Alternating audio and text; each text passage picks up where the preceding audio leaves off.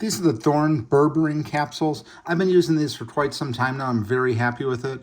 I take 2 of these per day. I take 1 with lunch and 1 with dinner. It's the serving size is 2 capsules, so I split this up, 1 at lunchtime, 1 at dinner time, and you get the recommended dosage of berberine in there, and it just does a great job. I cycle this on. I take it 5 days, and I'm off for 2 days. So a lot of people do like 8 weeks on, 2 weeks off, 5 days on, 2 days off. So that's what I've been sticking to. This thing has a lot of different benefits. So I've been taking it for a while and very pleased with it.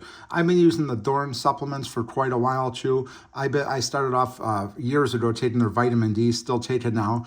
They have really good products, really good reviews online. That's how I initially came across this brand, but it's really great. I'm very happy with these. So if you're looking for a berberine supplement, I would absolutely check this one out. These are the capsules right here.